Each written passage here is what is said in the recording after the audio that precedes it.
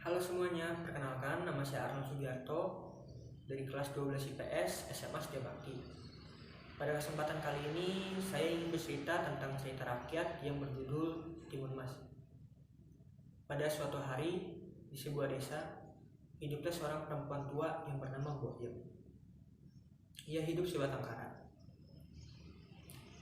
Mbok Yem ingin sekali mempunyai seorang anak, agar anak itu dapat bisa merawatnya kelak tua nanti. Namun semua itu hanya mustahil karena dia sendiri tidak mempunyai seorang suami. Setiap harinya Mbok Yem pergi ke hutan untuk mencari kayu bakar. Pada suatu hari di tengah hutan, beliau bertemu dengan seorang raksasa yang bertubuh tinggi dan sangat besar, dan juga memiliki dua buah taring, memiliki kuku yang panjang dan sangat kotor. Tidak lama kemudian raksasa tersebut berkata, "Hei perempuan tua, jangan takut. Aku tidak akan memakanmu. Kamu juga sudah terlalu tua, tubuhmu keras dan tidak enak. Aku datang ke sini hanya ingin membantumu." Raksasa itu memberikan beberapa butir benih dan berkata, "Tanamlah benih ini dan rawatlah dengan baik, dan engkau akan mendapatkan semua yang engkau inginkan. Tapi ingat, kau tidak boleh menikmatinya sendiri. Engkau harus berbagi kepada aku."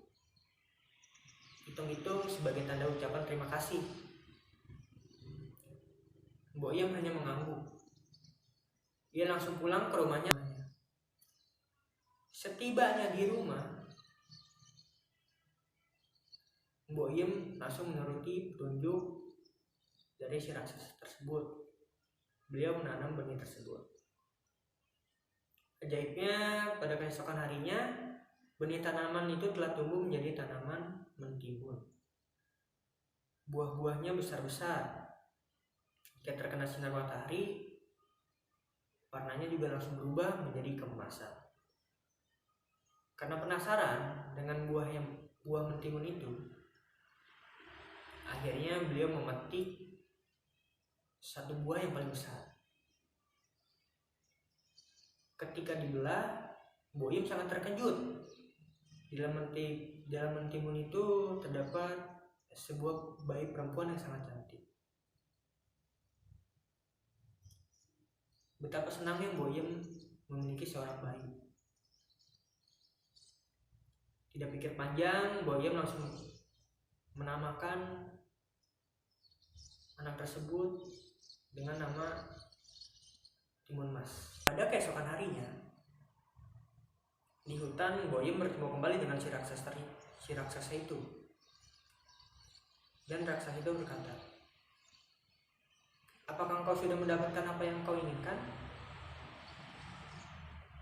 Tetapi ingatlah, sesuai janjiku, engkau harus membaginya kepadaku sebagai ucapan terima kasih." Mbok Yem bingung, dan kemudian ia bertanya, "Bagaimana mungkin bayi perempuan itu bisa dibagi dua?" "Tidak usah bingung. Kau boleh merawatnya sampai umur 17 tahun. Kemudian setelah 17 tahun, kau serahkan anak itu kepadaku untuk menjadi santapan makanku." Kemudian Mbok Yem menjawab, "Baiklah raksasa, aku akan merawat anak itu terlebih dahulu sampai usianya 17 tahun. Timun Mas tumbuh menjadi seorang gadis yang sangat baik hati dan cantik jelita. Tubuhnya tinggi, rambut semampai. Semakin hari kecantikannya semakin terlihat. Timun Mas juga rajin membantu ibunya. Dia selalu menemani ibunya untuk mencari kayu bakar di hutan. Kebaikan hati Timun Mas membuat Mbok Yem khawatir kehilangannya. Ia sangat menyaingi Timun Mas untuk menjadi santapan si raksasa.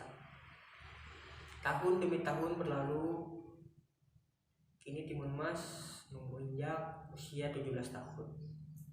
Sudah waktunya bagi raksasa itu untuk mengambil Timun Mas dari Boyem. Tetapi Boyem menyuruh Timun Mas untuk bersembunyi di dalam kamar. Tidak lama kemudian terdengarlah suara dentuman yang sangat keras. Kemudian ketika Boyem keluar, ternyata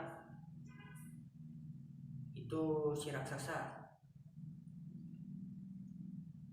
Raksasa itu berkata, "Hai perempuan, mana anak perempuanmu yang telah dijanjikan kepadaku?" Kemudian Boyem menjawab, "Ia sedang mandi di kali, Tuan raksasa. Tubuhnya sangat bau. Kau pasti tidak akan suka untuk memakannya." Kemudian raksasa itu berkata, "Baiklah, aku akan kembali setelah 1 minggu lagi. Pastikan ketika aku kembali, anak itu sudah siap untuk aku bawa ke hutan." Boyem menjawab, "Baik Tuan raksasa, aku tidak akan mengecewakanmu."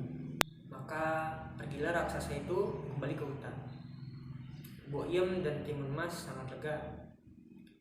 Mereka masih mempunyai waktu 1 minggu lagi untuk bersama. Namun setelah seminggu berlalu, raksasa itu datang kembali ke rumahnya. Tetapi ibu dan anak itu tetap tidak mau berpisah. Timun Mas kembali bersembunyi. Kali ini ia mempunyai tempat baru, yaitu di dapur, di dalam tempayan air yang kosong. Dengan teriakan yang sangat lantang, raksasa itu berteriak, "Hai perempuan tua, aku kembali untuk menagih janjimu. Cepat serahkan anak itu kepadaku." Kemudian Boyem menjawab, "Maaf Tuan raksasa, Timun Mas sedang menjual kayu ke kampung. Bila saja engkau datang lebih pagi, mungkin engkau akan bertemu dengannya." Dengan marah, raksasa itu pun menjawab, "Baiklah, akan aku beri waktu 1 minggu lagi. Jika anakmu tidak kau serahkan kepadaku, maka akan kuhancurkan rumahmu ini." Boyem semakin ketakutan dan bingung dengan ancaman si raksasa tersebut. Ia sungguh tidak rela anak perempuannya yang sangat cantik menjadi santapan si raksasa yang sangat kejam itu. Melihat keadaan ibunya, Timun Mas berkata, "Ibu, janganlah menangis. Relakan aku menjadi santapan raksasa itu." Tapi Boyem berkata, "Tidak anakku, ibu tidak akan membiarkanmu menjadi santapan si raksasa yang sangat jahat itu. Ibu akan tetap melakukan apapun agar engkau tetap bersamaku." Kemudian Boyem menemui seorang kakek tua sakti yang tinggal di sebuah gunung. Kakek sakti itu memberikan sebuah benih mentimun, sebuah duri, sebutir garam, dan sepotong terasi. Seminggu kemudian raksasa itu kembali.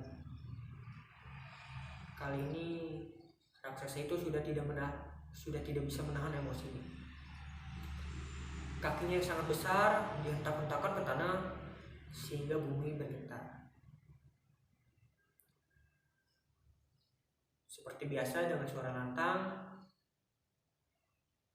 raksasa itu berteriak, "Cepat serahkan anakku atau aku hancurkan rumah ini beserta dirimu. Aku sudah sangat lapar." Kemudian Boyem menjawab, Maaf Tuan raksasa, anakku sudah berjalan ke hutan. Kembalilah engkau ke hutan, ke tempat tinggalmu.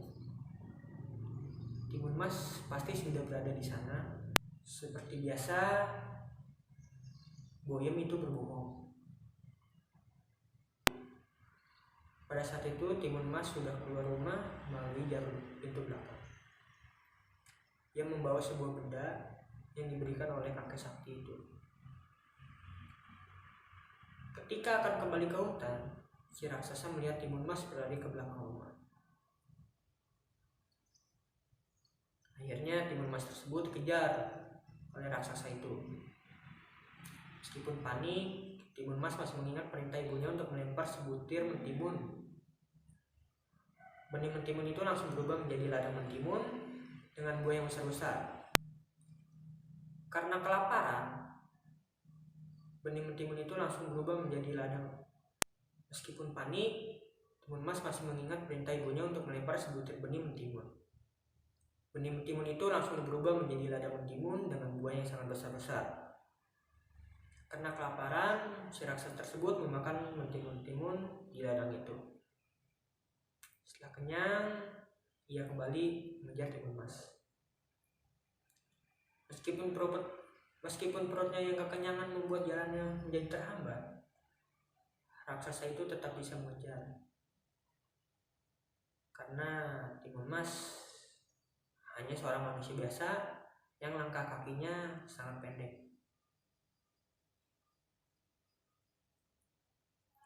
Ketika si raksasa sudah dekat, Timun Mas kembali melemparkan sebuah duri. Duri itu berubah menjadi sebuah hutan bambu.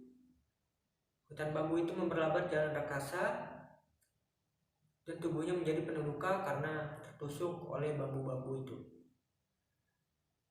Namun raksasa itu tidak mudah menyerah. Ia tetap mengejar mangsanya. Kali ini Timun Mas melemparkan sebutir garam. Garam itu berubah menjadi sebuah lautan yang sangat luas, dan raksasa itu harus berenang untuk mengejarnya. Tetapi dia berhasil. Tubuhnya sudah sangat lelah.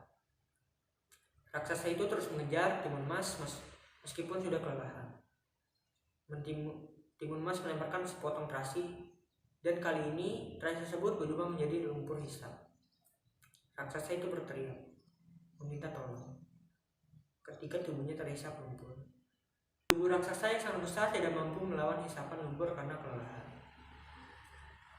Ia pun tewas terhisap oleh lumpur. Maka tamatlah riwayat raksasa yang jahat itu. Setelah bebas dari raksasa yang jahat itu, kehidupan Timun Mas dan Boyem kembali membaik. Timun Mas bertemu dengan seorang pangeran dari negeri seberang. Pangeran itu jatuh cinta kepadanya. Akhirnya mereka pun menikah. Timun Mas dan Boyem diboyong oleh pangeran itu ke istananya. Akhirnya mereka hidup berbahagia selamanya. Sekian cerita Timun Mas pada kali ini. Bisa kita simpulkan bahwa pesan moral yang terdapat dalam cerita ini itu janganlah kita bertindak semena-mena terhadap orang lain.